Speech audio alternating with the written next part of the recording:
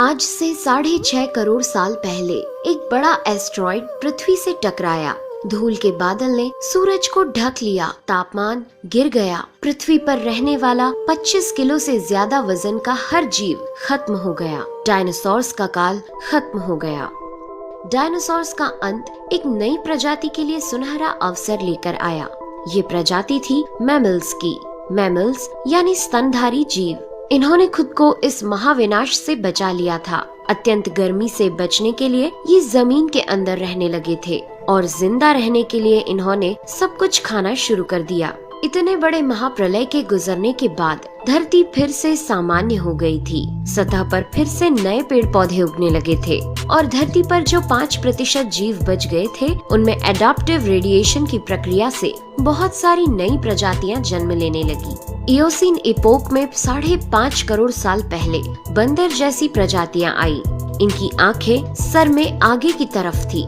इसी काल में प्राइमेट्स के सर के अंदर एक महत्वपूर्ण इवोल्यूशन हुआ। इनकी स्पाइनल कॉर्ड को मस्तिष्क से जोड़ने वाला छेद, जिसे फोरमेन मैग्नम कहते हैं, वह स्कल के पिछले हिस्से के बेस से सेंटर की तरफ शिफ्ट होने लगा।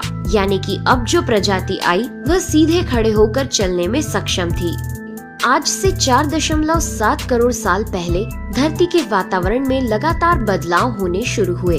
धरती के टेक्टोनिक प्लेट्स में हलचल हुई, जो धरती के 2 बड़े महाद्वीपों को एक दूसरे के पास ले गई। ये वही भूभाग है जहां आज हम भारतीय रहते हैं। ये है इंडिया, जो एशिया महाद्वीप की ओर तेजी से बढ़ रहा था।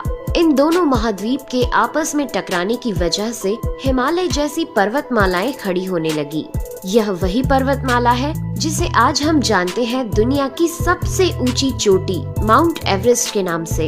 ये पर्वतमालाएं इतनी ऊंची थी कि इससे मौसम का पैटर्न बदलने लगा, जिससे पृथ्वी ठंडी होने लगी। इस पर्वत श्रृंखला से गिरने वाला बर्फ आगे चलकर कई नदियों का निर्माण करने लगा। यह वही नदियां हैं जिससे आज हमारी आधी से ज्यादा आबादी को पीने का पानी मुहैया होता है। ओलिगोसीन इपोक में 3 करोड़ साल पहले ग्लोबल कूलिंग हुई। घास के मैदान बढ़ने लगे और जंगल घटने लगे।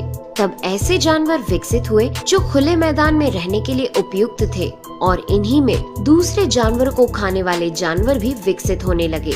1 करोड़ साल पहले पृथ्वी वह रूप लेने लगी थी जिसे आज हम देख रहे हैं। धरती का वातावरण लगभग पूरी तरह से आज के समान बन चुका था और धरती के सारे महाद्वीप लगभग पूरी तरह से जाने पहचाने थे। लेकिन परिस्थितियां फिर बदलने लगी। 40 लाख साल पहले धरती की टेक्टोनिक प्लेट में एक बार फिर से हलचल हुई और अफ्रीका के पूर्वी इलाकों में एक नई पर्वत श्रृंखला का निर्माण हुआ। ये पर्वत श्रृंखला थी ईस्ट अफ्रीकन रिफ्ट वैली। इस पर्वत श्रृंखला के उभर जाने से यहाँ के हरे भरे जंगलों में आने वाली मौसमी हवा का मानसून पूरी तरह रुक गया और इस वजह से यहाँ के जंगलों में बारिश आनी बंद हो गई। यहीं इसी जंगल में रहते थे द ग्रेट एप्स। ये हैं हमारी काफी दूर के रिश्तेदार। हमारी ये पूर्वज कहलाते हैं पेरोलापिथिकस या पेरोला। हमारे परिवार की शुरुआत इसी ग्रेट एप्स से हुई। पेरोला पेड़ों पर रहते थे और फल खाते थे।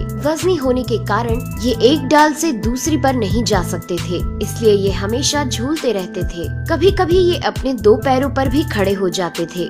ये चल सकते थे। आम धारणा के उलट सीधे चलने की क्षमता जमीन पर नहीं बल्कि टहनियों पर विकसित हुई। बाइपेडलिज्म यानी 2 पैरों पर चलना इंसानों की नहीं बल्कि एप्स की खोज थी। आगे चलकर ये ग्रेट एप्स जलवायु और जगह के अनुसार बदल गए। कुछ चिंपैंजी और गोरिल्ला में विकसित हुए, कुछ इंसानों में विकसित होने शुरू हुए। वो पूरे अफ्रीका में फैले हुए थे। बारिश के बंद हो जाने से यहाँ के जंगल सूख गए, जिसका सबसे ज्यादा असर इन एप्स पर पड़ा।